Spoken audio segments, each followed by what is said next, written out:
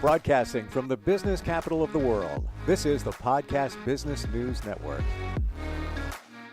Well, good morning, everybody. Good to have you with us. And we are going to start this day by talking about herbal remedies, things that you can take outside of traditional medication, big pharma or over-the-counter stuff to make you feel better. And he's been studying and practicing this stuff for literally decades.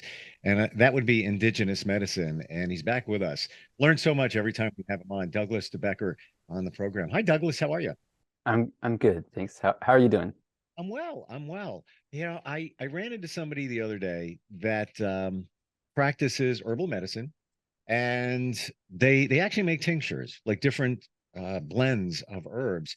And ashwagandha and kava kava, I was told, great for relieving some stress, stomach issues, things like that. So they gave me something. Haven't tried it yet. What are your thoughts on that? I know that's kind of in your wheelhouse. Yeah. Well, if you're wanting to use it, you're wanting to use those for stress, basically. I had mentioned that. Yeah. I mean, there's some interesting things about those. For instance, like ashwagandha is also really good for parasites. I hope I don't have to deal with that.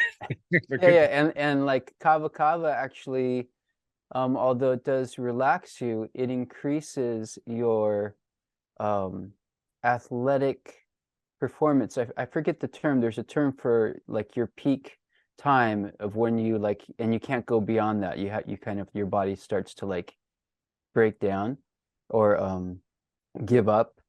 Kava kava actually increases that time. So like, for instance, runners, they can use kava kava and their performance will be even peaking more. It relaxes the muscles. I think what happens at a certain point, the muscles start to stay tight because you're working out so much or you're pushing the body so much. So kava kava expands that time as well.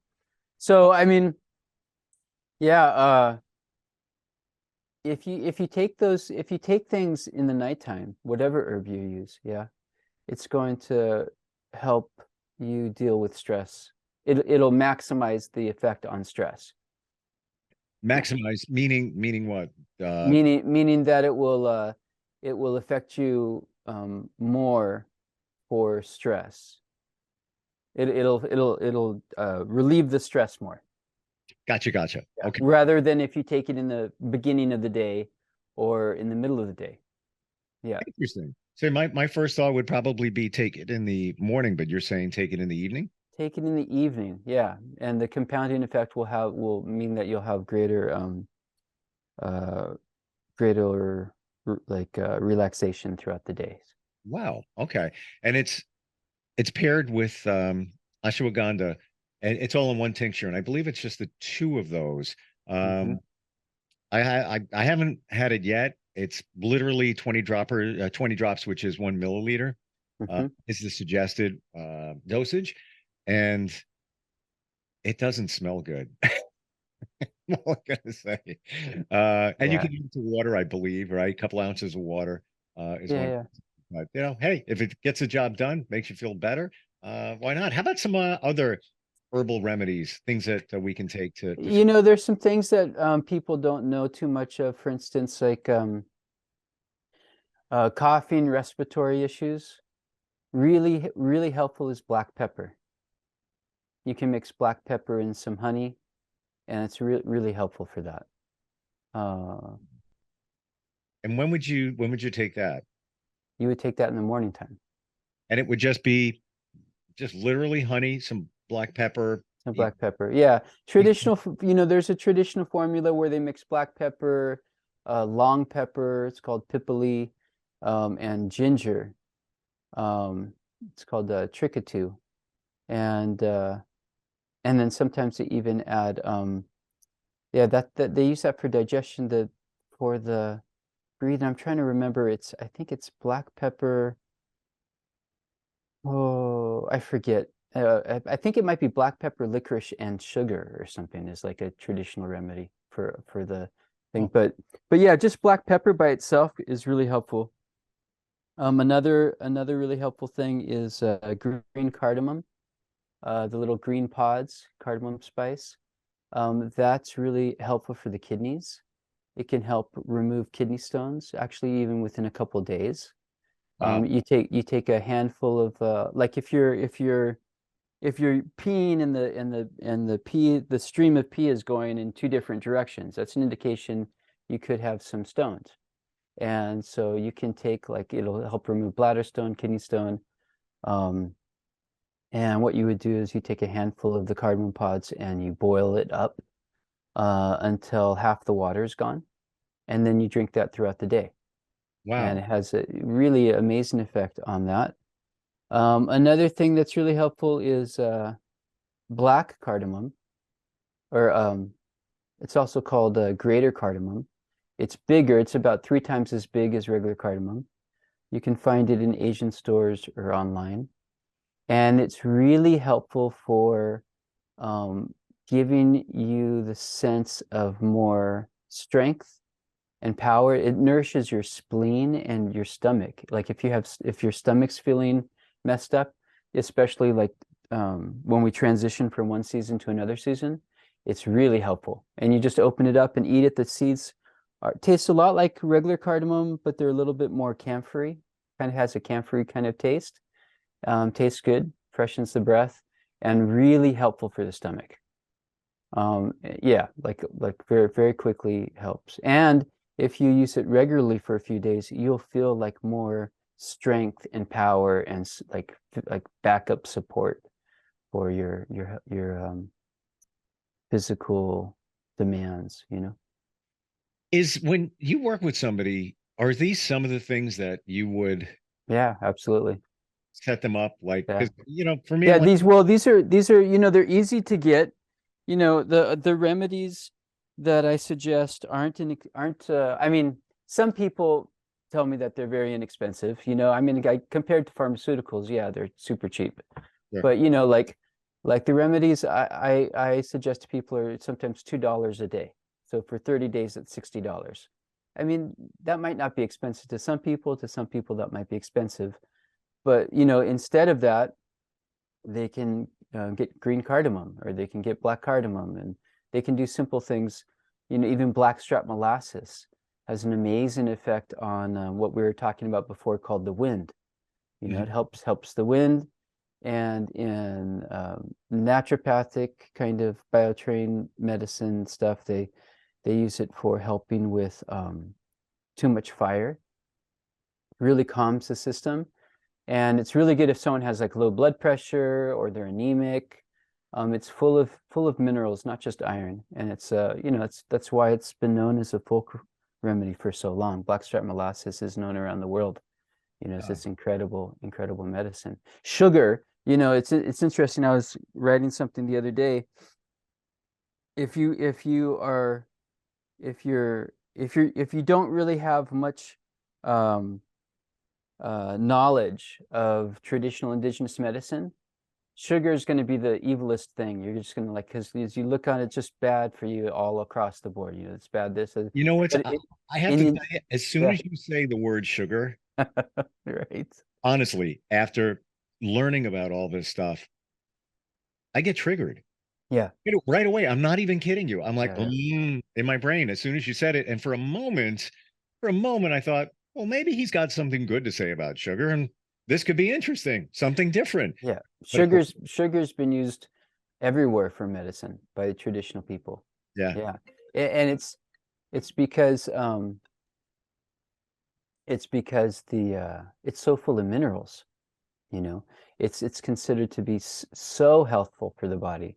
But we're talking about like pressed sugarcane juice, or like that type of thing. When it's refined, there's even a certain level of refined sugar used in Asian medicine, and it's known to be really good. It's much better for when you have catabolic dominant, or when you have more free radical oxidation.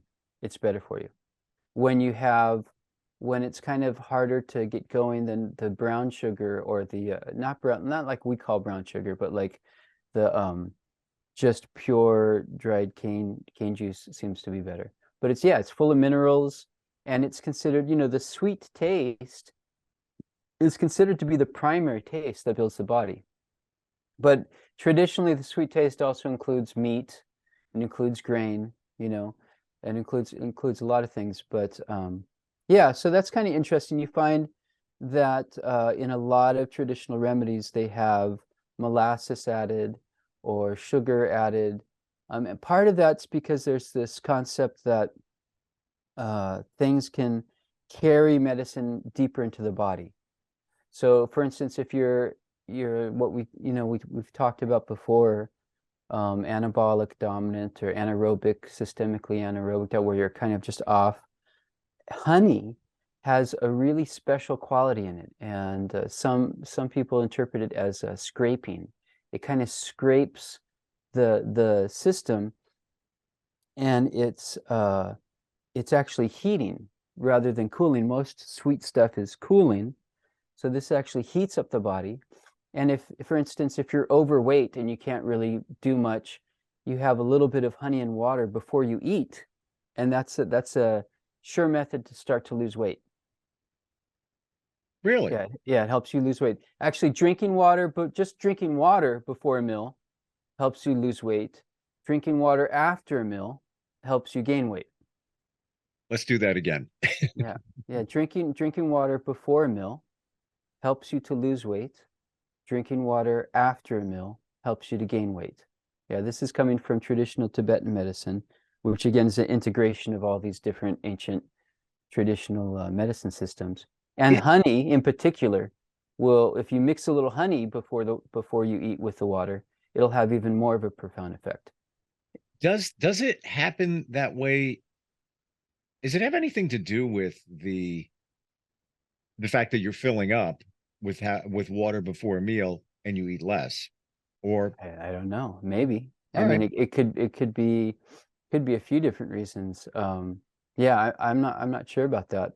The some of these things, it's kind of like, it's when I first got into all this stuff, I was like, I kind of put it on the shelf. I'm like, okay, that's interesting. Like, I don't, like I heard they had there was one thing they were doing to help cure cancer, and there at the time I was vegan, and they were the method that they were doing for this one cancer case, or this one type of cancer, is they would give the person a whole bunch of ghee, which is clarified butter.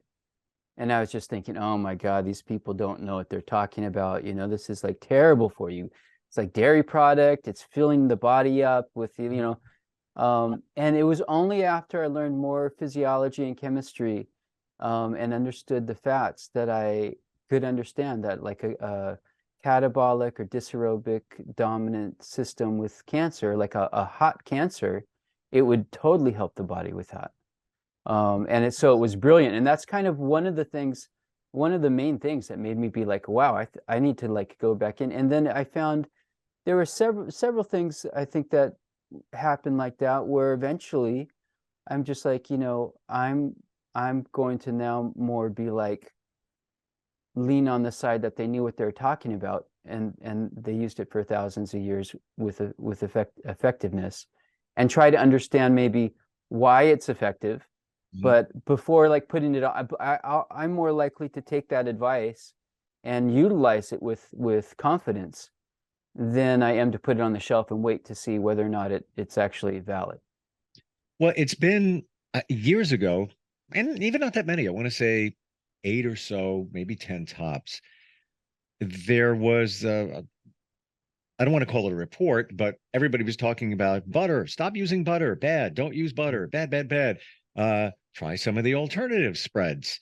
And then it got flipped around, and many, I guess, nutritionists said, don't go for that artificial stuff. Go back to the butter. Butter's okay for you. It's all right. Everything seems to pivot back and forth. But then you always wonder, same thing with eggs. Eggs were okay way back in the day. Then it turned into eggs are bad, cholesterol, don't eat eggs. Now it's like eggs, yeah, they're actually pretty good for you. Yeah, that all came from the same report, that study that they did. And 6 months after that report, the person announced that they had been paid off by industry, and so they did another research to see whether or not that was true. And sure enough, they came up with the conclusion that it actually wasn't bad for you. Saturated fat and cholesterol wasn't bad for you in your Yeah. diet.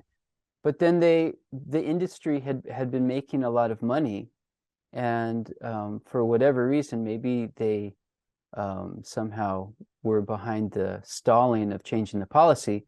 The medical industry repeated studies like that for 20 years before they finally said, yeah, we're wrong, you guys, and they announced it publicly in the British American Journal, and I think it was 1999. So yeah, so back to honey. So honey can be used as a carrier that carries a medicine, carries an herb that like helps you turn on, for instance. It can carry that deeper into the system and affect you with greater effectiveness. For instance, like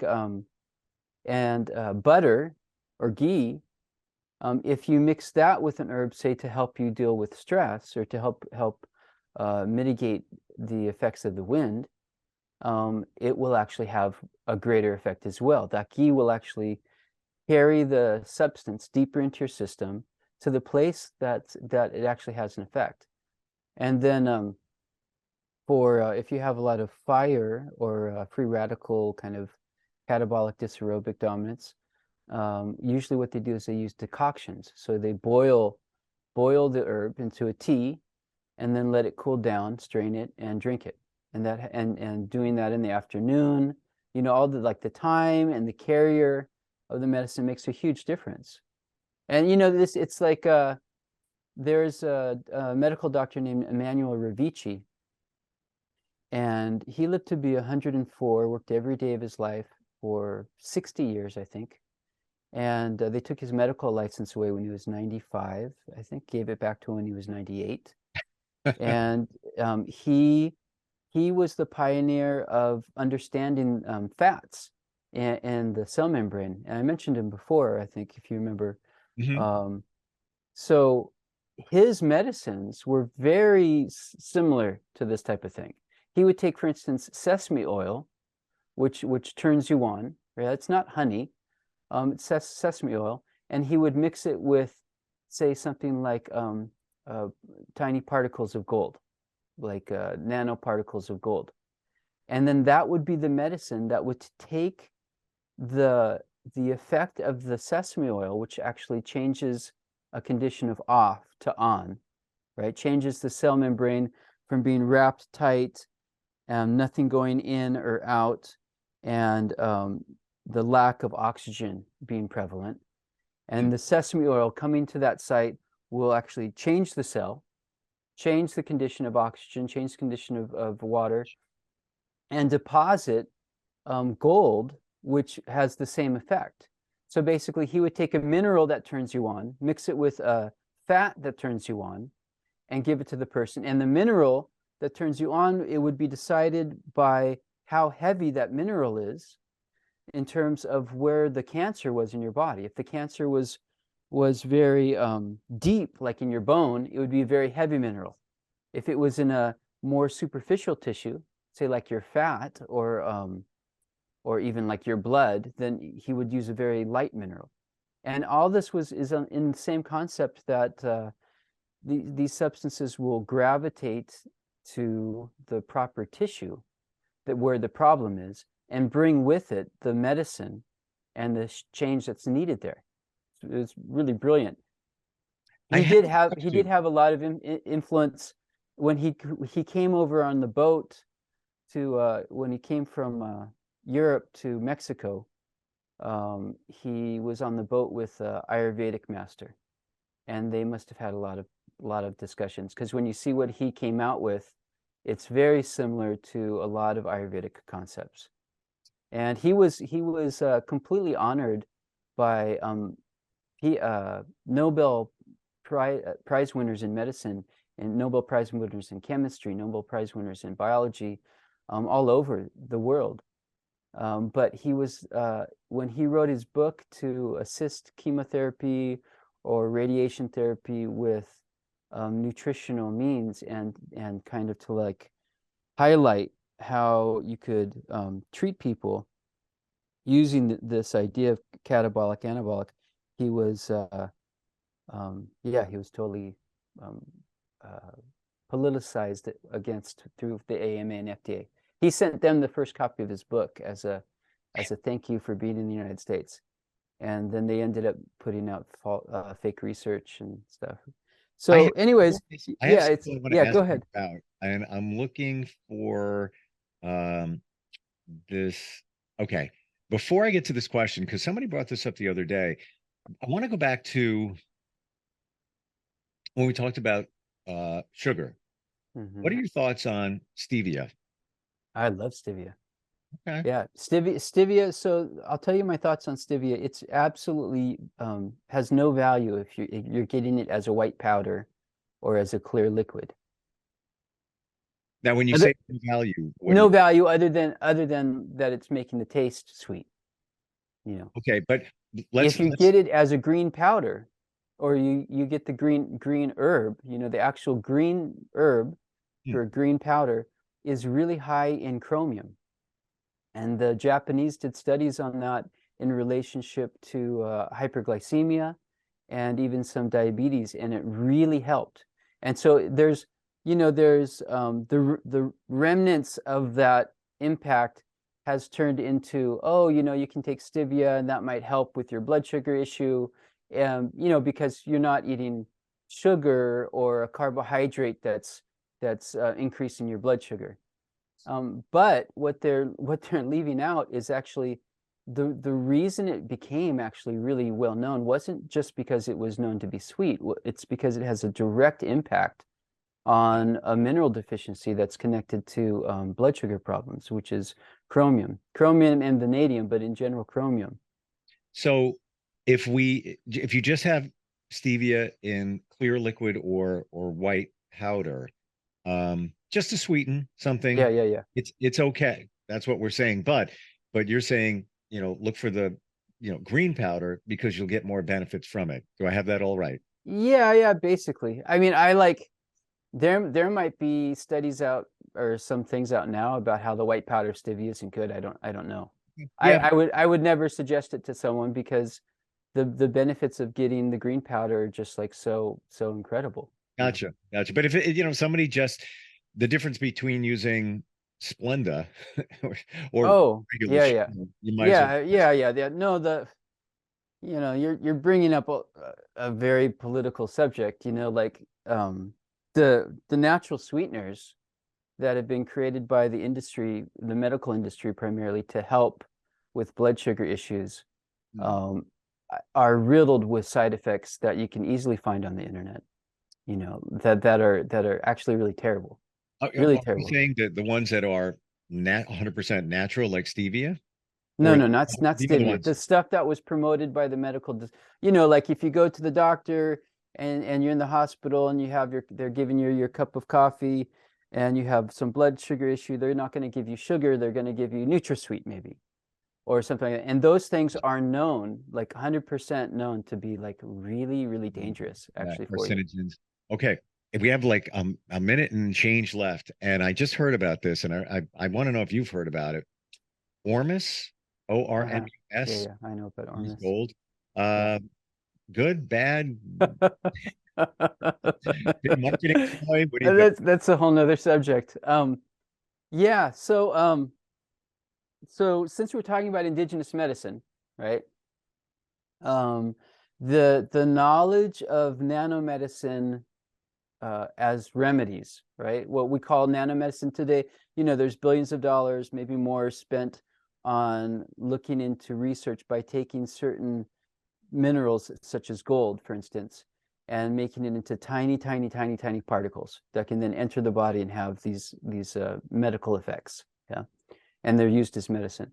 Well, not only is the size of the particle the same, but the use is the same too. And that's found in texts that are more than 1,000 years old. That was done by the ancient people. The other thing with you know, they not just used, and they're still available. You know, gold, silver, tin, lead, mercury, um, Mm. diamonds, rubies, sapphires, emeralds, topaz, bismuth. These are all really specific nanomedicine that are created with a very laborious effort in a pit of that they fill with dry cow dung. They take a clay vessel. They put I could tell you more details later when we have more time. When you come to Ormus, you're talking about a state of matter that was discovered. You know, there's solid, liquid, and gas, right, in chemistry. And then there's another state that they discovered that they call ceramic. And the ceramic state is where Ormus is in. And you know, there's a lot of hype about it. You know, there's a lot of hype about it. To actually make the real stuff is highly questioned by people. Some people draw it out of salt water, and there's toxicity problems that some people talk about with salt water because of other minerals. They also make it out of gold. Suppose if you hang a piece of gold where the queen's chamber is in a kind of like you just have a model pyramid, like maybe with bars, and you hang a piece of gold. After a certain period of time, a little bit of this red oil will start to drip out of it, and that's Ormus. Yeah, there's a lot of indication about all that. You know, these are all used in the body as neurotransmitters, but there's more hype about it than not. The person that really brought it out, his name was David Hudson, and he found stuff with the Navy that they talked about using Ormus to melt this white powder into a glass, which then could be like levitated with radio frequencies, and he was connecting it with Egypt and all this stuff from Egypt. And you know, like apparently, you know, what he said is you took it for a while, and eventually you kind of turn into like your body turns into light, and you ascend. And his wife stopped him from doing the process because these angels were visiting, and it was but you know, he created a nonprofit so that he could distribute this stuff to people. He didn't want it to be commercialized. And so the more money you donated, the more Ormus you got. And people donated millions of dollars to this thing, and no one ever got any Ormus. And he disappeared. So that's in seconds left, and we can circle back to okay. Ormus and other stuff like that. What you're saying is probably not something that's going to benefit you. I mean, there's so many of Ormus companies selling their version of Ormus. They're called Platinum Series metals. Yeah, there's all big hype. That's what I'm getting from it. It's, you know, it's like there's a question whether they even know, like what they're using methods to quantitate what they're doing by what they've been taught and by what they've been researched. Right. And there's not many people like that. And that's my opinion. I have a friend that makes a lot of Ormus all the time. But like, it's not like he's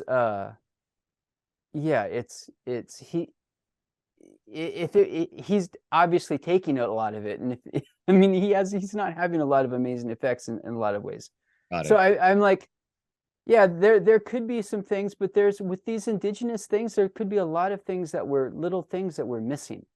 You know, we might have some text that says something, but if you're not really taught, you know, how to do it, you can get a video course on how to make all this stuff out of turquoise, fluorite, all these different kinds of like nanoparticle size medicine. But they're clear to say, like, don't just watch this and try to do this. You really need to like have someone around to do it. And I know with quantum physics and its study with alchemy that it's very clear that you can take two people doing the exact same process. They've done this before, and they do everything the same. Every little detail is the same. The only difference is the hand stirring the substance, right? One person will end up with a red glass, another person ends up with a black glass. Nothing else is different. And they've basically shown that the energy, like the energy of the person. You know, their kind of subtle electromagnetic field, maybe their intention with their who knows what it actually is. They're not really sure, but they get different results. I would love to circle back to that because I've heard that recently as well. I want to just keep talking. We're out of time. Always learn so much from you, Douglas. And well, I have a suggestion. Why don't we start doing an hour talk? well, you know what? I think we should because we're over the half hour now, and usually I hear it from headquarters where it's like your guys are on too long. But you know what's great information? Indigenousmedicine.net is your website, right? Yeah, it is. Fantastic. And this is the kind of stuff you do for all of us that want to be healthier, take a more holistic approach. And you've said it before, folk medicine. And that's what resonates with me because I've heard that term forever and always had a feeling that this is a holistic way. Looking forward next time we get a chance to get together, Douglas. All right. Thanks again. Thank you. We'll be right back.